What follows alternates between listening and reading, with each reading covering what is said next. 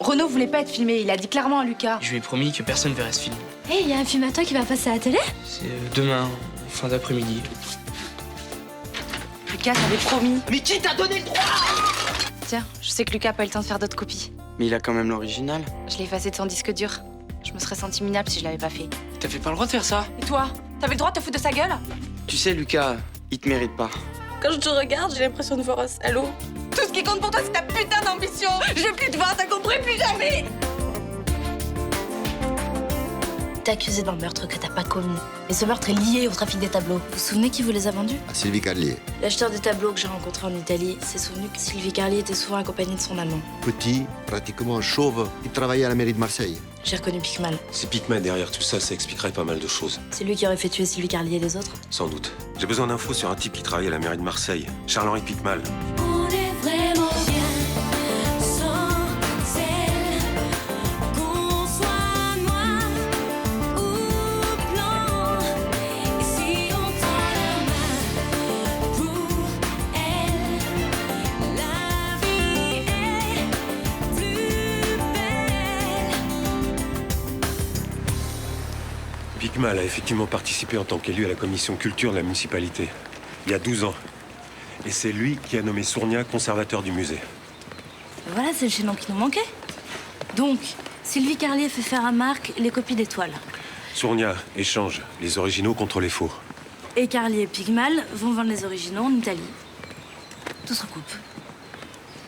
À supposer que Picmal fasse vraiment partie de la combine. Non mais ça c'est évident, vous allez l'arrêter quand même. Et pour quel motif? Il a effectivement nommé Sournia conservateur. Il a peut-être été l'amant de Sylvie Carlier.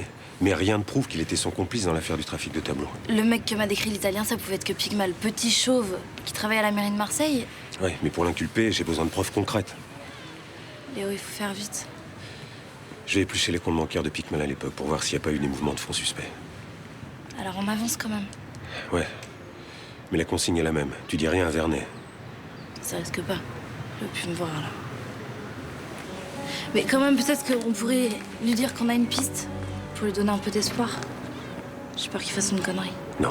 Les responsables du trafic n'hésitent pas à tuer pour empêcher qu'on remonte jusqu'à eux. Ce serait important pour Marc. On peut pas prendre ce risque. Marc peut en parler à son compagnon de cellule. Il peut même péter un câble. Exiger qu'on le libère, dire qu'il est innocent, qu'il sait qui est l'assassin de Sylvie Carlier. Comment vous voulez que ça remonte aux oreilles de ces salauds? Oublie pas qu'on a affaire à un homme politique, un commissaire de police et un avocat, des gens qui ont le bras long. J'ai peur que Marc tienne pas le coup. Bien. Tu devrais pas t'accrocher. Si Samia dit que c'est fini, c'est que c'est vraiment fini. Elle a dit ça sur le coup de la colère, tu la connais. Oui, je la connais, elle est pas vraiment du genre à changer d'avis. Je peux pas supporter l'idée de la perdre. Ça me rend malade. Tu crois qu'elle m'a largué pour ce mec-là, Kader? Je crois pas, non. C'est plutôt cette histoire de film qui est allée en travers. Le film, elle l'a détruit. Je suis viré de mon école, ça devrait lui suffire, non? Ouais, bah, apparemment pas. De toute façon, c'est pas le problème. Non, le film, c'est qu'un prétexte. Le vrai problème, c'est Kader, tu vois. Lucas, il faut que t'assumes. T'as fait une connerie avec ce film et elle a pas supporté, point. Et alors, je devrais la laisser détruire notre histoire comme ça sans rien dire? Quand une fille veut rompre, ça sert à rien d'essayer de la récupérer. Je sais de quoi je parle. Non, toutes les histoires ne sont pas les mêmes. Peut-être. Oui, merci du soutien. Toi, t'as peut-être baissé les bras avec Ninon. Moi, j'y crois encore.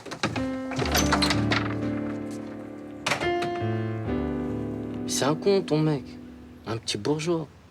Mais arrête, tu le connais pas. C'est un mec bien. C'est un mec bien, mais tu le quittes. Je crois qu'on est plus sur la même longueur d'onde. Mais pleure pas pour ça. C'est lui qui devrait pleurer. Aussi charmante que t'es.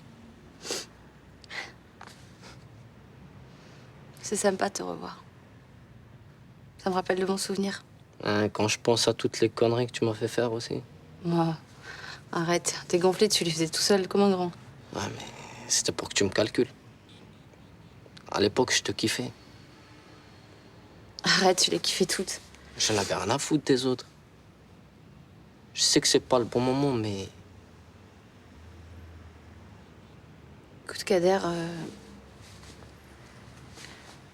j'ai beaucoup d'amitié pour toi, mais c'est tout, enfin, je veux dire rien de plus, quoi. En fait, c'est pas vraiment fini avec ton gars, c'est ça? Mais non, c'est pas la question. Et c'est quoi la question? Ah, entre Lucas et moi, c'est fini, mais ça veut pas dire que tu vas prendre la suite. Je suis désolée, Kader, mais je pense que c'est plus simple pour toi si tu vas habiter ailleurs. Pourquoi? T'as peur que je te respecte pas? T'as peur d'une Kaira des quartiers nord? Mais fais pas ce plan-là, ça marche pas avec moi. Écoute, tu sais très bien ce que j'ai voulu te dire. Je veux pas que tu sois mal, c'est tout. Mais je suis pas mal. Normal. Tant mieux. Déjà prêt? Je suis si en retard que ça. J'ai pris une grande décision. Je vais te mettre à bosser à l'école. Remarque, ça tombe bien, hein, on est quand même au 3e trimestre. Papa, je te parle de choses graves. Parce que pas bosser au bahut, c'est pas grave. Y a pas mort d'homme. Moi, c'est vraiment important. Vas-y, je t'écoute. Je vais me faire baptiser. Baptisé. À l'église? Bah oui, pas à la synagogue. Attends, tu sais que je suis très respectueux des choix religieux de chacun. Mais là, J'ai vraiment... bien réfléchi. Essaye pas de me faire changer d'avis. Tu sais, tous les adolescents passent par une crise mystique. C'est tout à fait normal. C'est pas une crise. Je veux me faire baptiser, je veux appartenir à un groupe, partager des choses fortes ensemble, comme l'autre fois à l'aumônerie. Écoute, je crois que ce qui est très important pour toi en ce moment, c'est que tu te rapproches de Nirina. Me raconte pas Ça de n'a bobard. rien à voir avec elle. Je crois que si, parce que tu es amoureux. Mais on se fait pas baptiser pour plaire à quelqu'un. Mais c'est pas ce que je fais, tu comprends rien. Pourquoi tu me prends jamais au sérieux? Mais j'essaye que tu sois conscient de ce que tu fais. Cette nuit, j'ai pris la décision la plus importante de ma vie. Pour la première fois, je sais où est ma place et toi, tu me casses. Mais je ne te casse pas, je te donne mon opinion, c'est tout. Je savais que t'allais me faire une crise pour ton adolescence, mais là, vraiment, c'est le pompon, hein. C'est pas une crise. Je veux me faire baptiser, que ça te plaise ou pas.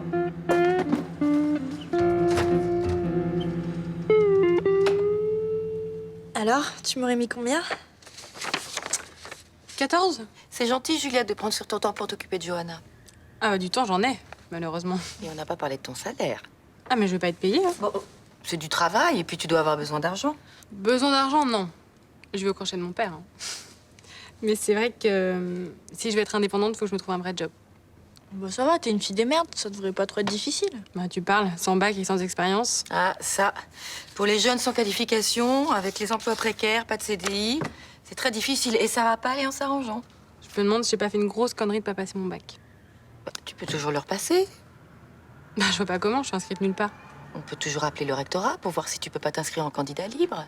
Vous croyez? Mhm.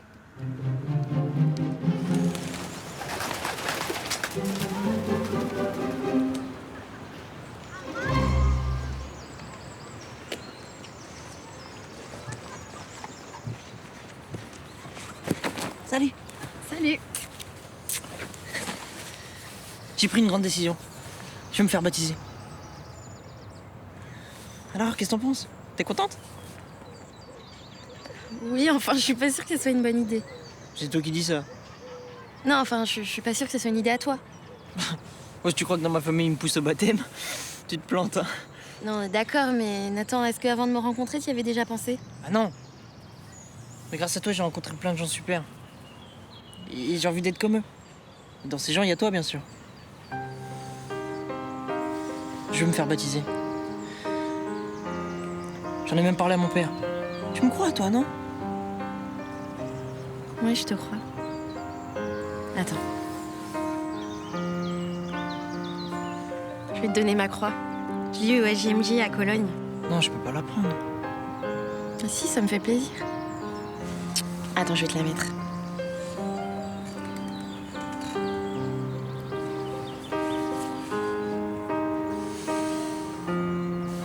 Comme ça, tu seras avec moi tout le temps maintenant.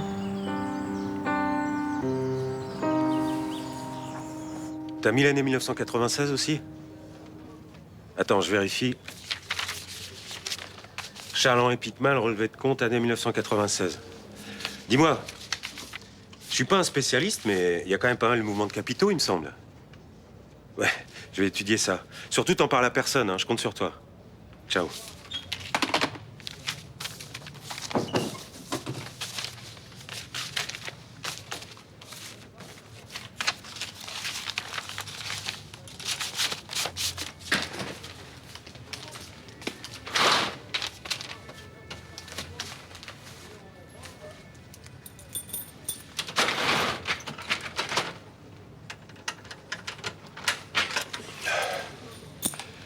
Vous avez fait ce que je vous ai demandé? J'ai la liste des toxicomanes qui ont été suivis dans le quartier. Vous avez vérifié les adresses? Ah oui, mais les services sociaux garantissent pas qu'elles sont toutes valides. Ils disent que certains squats ont été déplacés. Vous allez les interroger? Je peux venir avec vous? Ah non, je vais m'acheter un sandwich. Ah bah je peux vous en ramener un si vous voulez. Crudité sans mayonnaise, c'est ça? Camembert avec beaucoup de beurre, merci.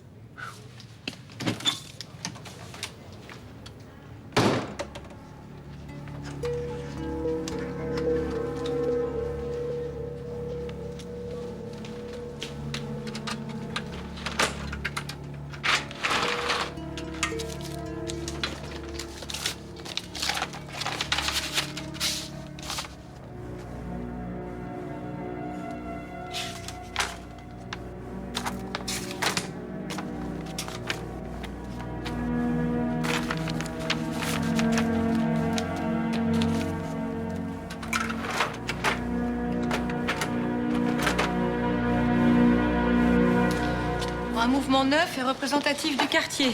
Monsieur, Vous faites partie de la bande de l'autre facho. Celui-là qui nous traite de parasites. ah non, c'est mon adversaire direct. Mais vous voyez, il y a d'autres alternatives. Et un bout de paplard, ça va suffire contre un mec comme ça. C'est pour sensibiliser les gens, mais nous comptons agir. Et vous allez faire quoi? Je discute avec les gens, je distribue mes tracts avec notre programme. Que de la merde, quoi. Je me présente dans le cadre d'une élection, je fais fonctionner la démocratie. Quelle démocratie? Celle pour les riches ou celle pour les parasites comme moi? En principe, la démocratie est la même pour tous. Les lois sont valables pour tout le monde. C'est ça. Ben venez dans mon quartier, on va voir si les lois sont les mêmes. Je suis bien consciente qu'il y a des problèmes.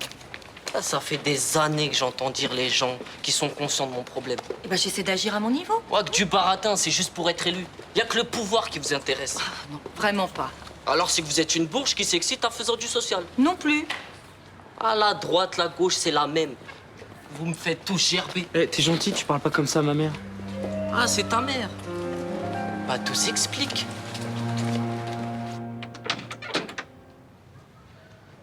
Bah alors? T'as eu le rectorat? Tu vas pouvoir commencer tes révisions? C'est trop tard. Mais non, tu rigoles, t'es une des filles les plus brillantes que je connaisse. Non, trop tard pour les inscriptions. De combien? 6 mois. Mais je peux m'inscrire pour les épreuves de 2007. Hein. Bon, comme ça va te permettre de pouvoir revoir le programme à fond. Pas très envie de rire, là. C'est pas la fin du monde. Je sais, mais j'y ai cru. Tu vois, je pensais que je pouvais réintégrer le système. Quelle connerie. En même temps, 2007, c'est pas si loin. Ouais, mais j'ai pas le courage. Ça veut dire encore une année à galérer. Pour moi, c'était maintenant ou jamais, tu vois. Mais n'y pense plus alors.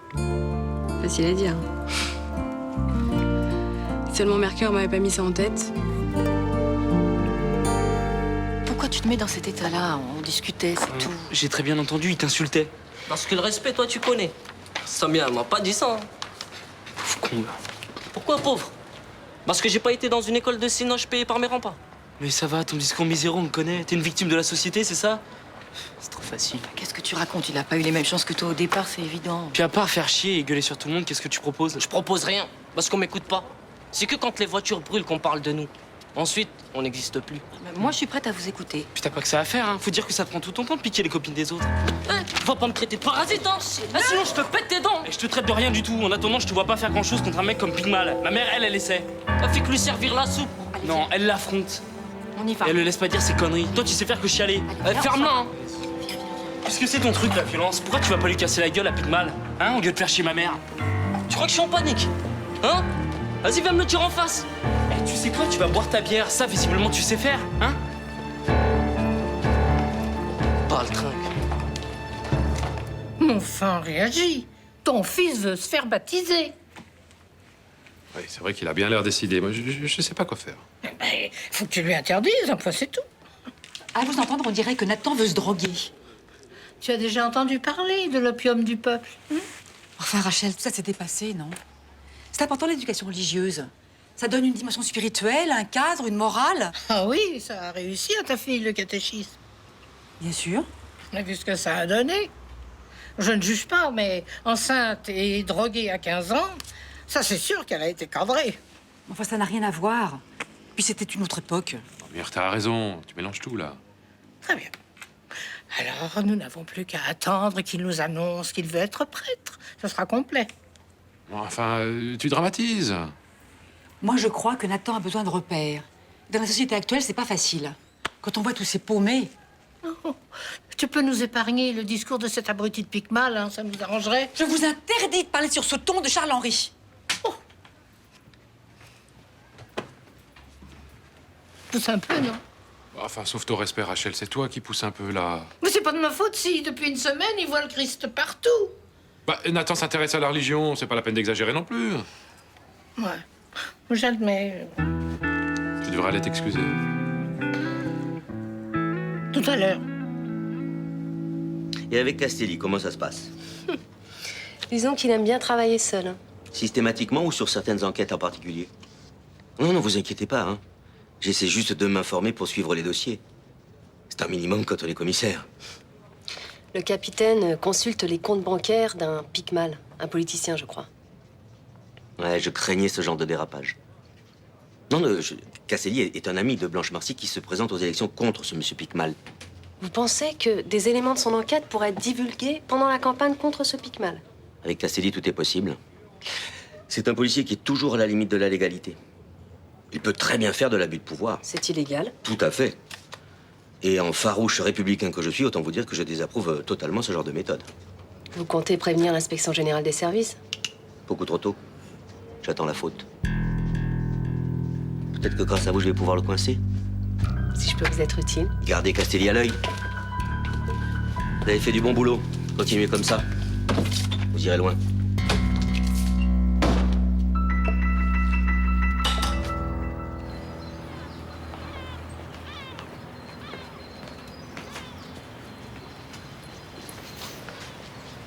Tu voulais me rencontrer? Ouais, en fait, j'étais venu la dernière fois avec Nirina. Ah, tu ne serais pas Nathan par hasard? Si. Nirina m'a beaucoup parlé de toi. Ah ouais? En bien? Bah, ça ne serait pas trahir le secret de la confession en te disant que oui. Qu'est-ce que tu as pensé de cette réunion à l'aumônerie? Ouais, c'était cool. Il y avait plein de gens sympas et ils racontaient des trucs pas cons, enfin des choses intéressantes et ouais. Tu peux venir quand tu veux. Tu es le bienvenu.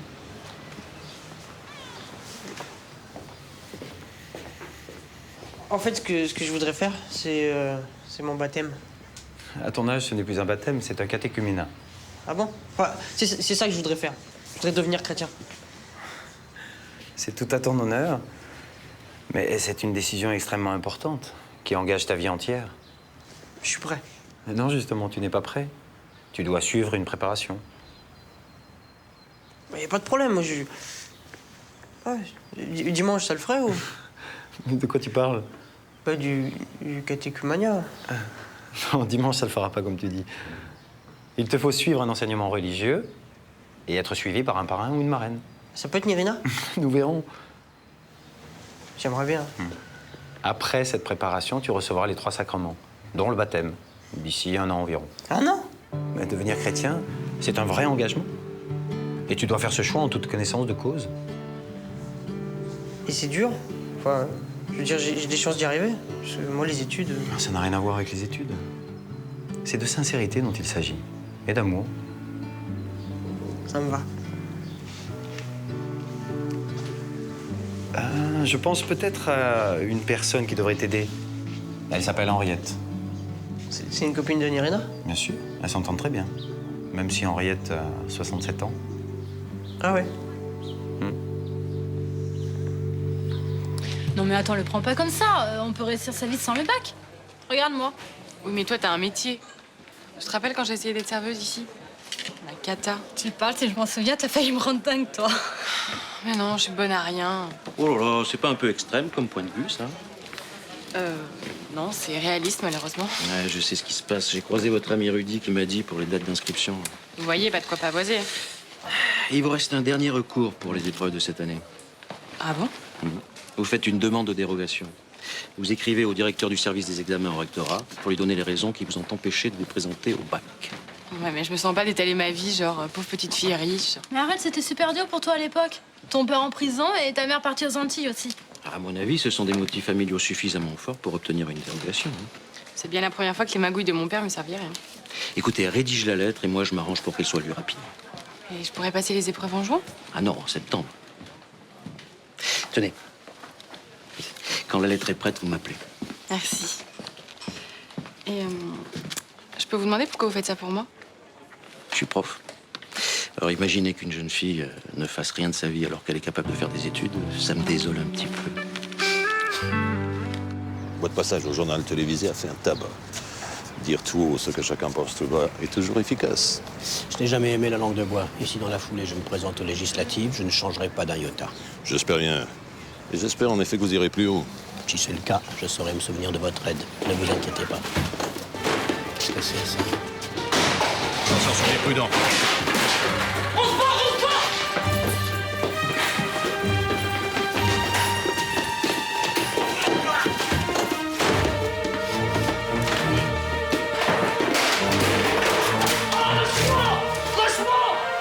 J'appelle la police. Tu sais que les signes ostentatoires religieux sont interdits en classe. Je la mettrai dans mon t-shirt, comme ça personne la verra. Magnifique. Alors la prochaine étape, c'est quoi? Le séminaire pour devenir curé? Tante Rachel, tu m'as toujours dit que dans la vie, il fallait être tolérant. Bah là, j'ai l'impression que tu l'es pas. Parce que je pense que tu fais fausse route avec cette histoire de baptême. Catéchuménat. Bon, que ce soit n'importe quoi, tu te laisses embrigader dans une religion. Embrigader tout de suite. C'est pas parce que c'est une religion que c'est forcément mauvais. Bonjour, madame. Allez, on y va, on va être en retard, là. Mademoiselle, il me semble que vous avez de l'amitié pour mon petit-neveu. Oui, pourquoi? Vous devriez faire attention à lui. C'est quelqu'un d'extrêmement influençable, voire même versatile. Qu'est-ce que tu racontes, là? Eh bien, je dis à ton ami que tu changes souvent de hobby. Oui, la philosophie, les courses cyclistes, le baptême. Ça varie selon les demoiselles qui te fréquentent. C'est nul de faire ça. En plus, ça sert à rien de me casser devant Irina, elle y est pour rien. J'ai pris ma décision tout seul. C'est ta grand-tante, quand même. Mais j'en ai rien à foutre que papa et toi vous soyez d'accord ou pas, c'est ma vie.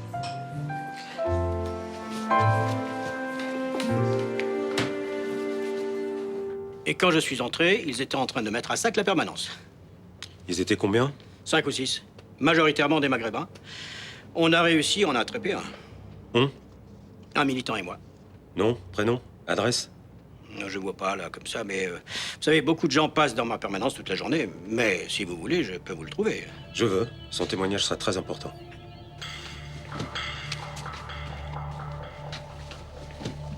Vous reconnaissez cet individu? Parfaitement. Dites-moi, j'ai vu dans votre dossier que vous sortiez de prison. Ça vous manquait tant que ça? Ah, c'est un repris de justice. J'aurais dû m'en douter.